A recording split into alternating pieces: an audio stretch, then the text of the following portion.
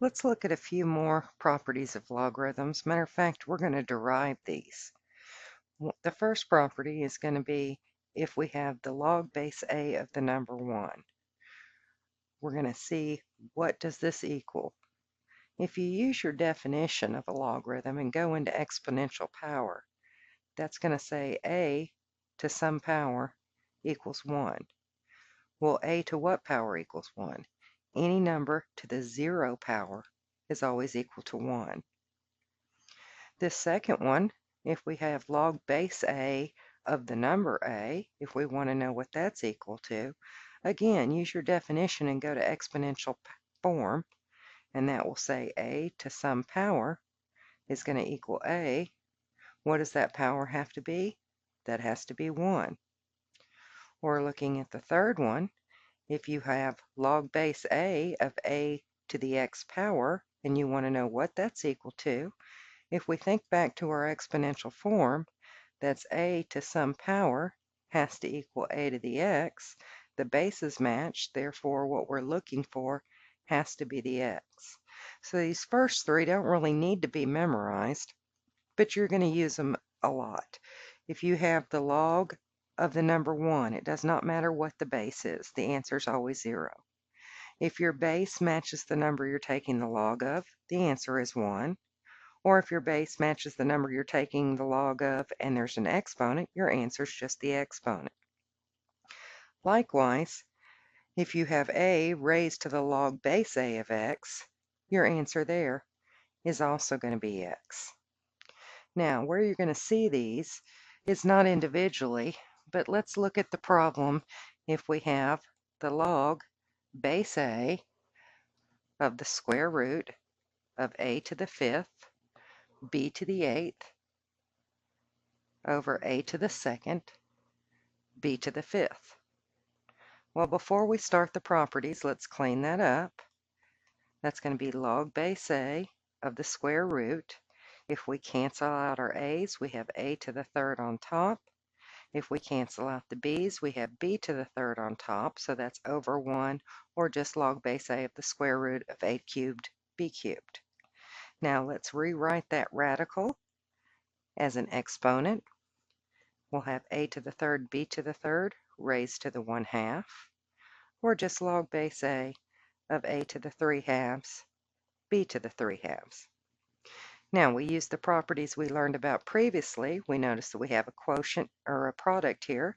So we use the product rule to expand, saying we have log base a of a to the 3/2 plus, because it's multiply, log base a of b to the 3/2.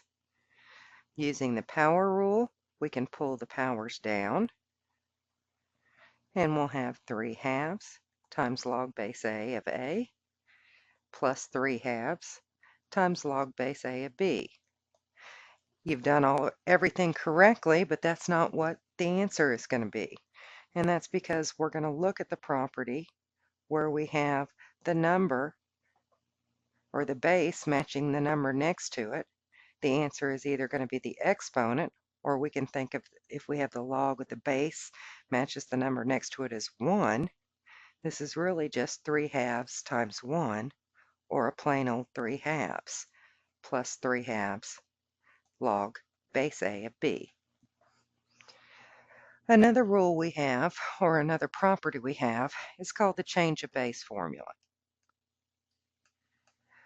The change of base formula comes in very handy, as our calculator can only do common logs base 10 or natural logs base e.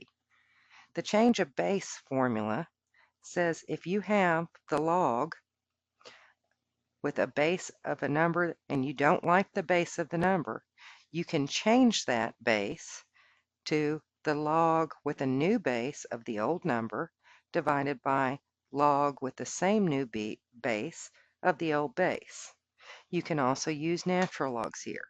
So you'll take the natural log of the number you were taking the logarithm of divided by the natural log of the old base. How I remember this is the b is the subscript or the base. So if you'll think about the b going to the bottom and the x going to the top. This helps if we have something like log base 2 of 4. Our calculator cannot handle log base 2 of 4, but it can handle log base 10. So if we want the calculator to do this, we can actually change the base to the log of 4 divided by the log of 2. We can actually pull that up, and on our calculator, punch the log of 4, close parentheses, divided by the log of 2, and you'll see that the answer is just going to be 2. Now you can also change the base using the natural logs. So we could have had the natural log of 4 divided by the natural log of 2. And again, on our calculator, if we look at that, we'll type in the natural log of 4 divided by the natural log of 2, and it's going to give us the same answer. Now, log base 10 of 4 is not the same thing as natural log base e of 4, but the proportion is going to be the same whether you use common logs or natural logs. Let's look at another one. If we have log base 6 of 8, the change of base formula says I don't like base 6 because the calculator can't do it. I want to use base 10, so I'm going to take the log of 8 and divide it by the log of 6. Or I can use natural logs, the natural log of 8 divided by the natural log of 6. Whichever one you like, I prefer the natural logs because it's quicker to write. But looking on the calculator, if you take the log of 8 and divide it by the log of 6, you'll get the answer of 1.161 if we round to 3 places. And you'll notice if we do the natural log of 8 divided by the natural log of 6, you'll get the exact same answer. So the change of base is really going to come in handy if you're working some equations and you don't have the base of 10 or e that you can use on your calculator. Let's try one more. Think of log base 7 of the number 3. We don't like base 7. We want either base 10 or base e. So if we use base 10, we're going to divide the log of 3 divided by the log of 7. Or if you use natural logs, the natural log of 3 divided by the natural log of 7. And again, punching that in your calculator, whether you use common logs or whether you use natural logs, you're going to get the exact same solution of 1.771 if we round to 3 decimal places. Good luck on this homework.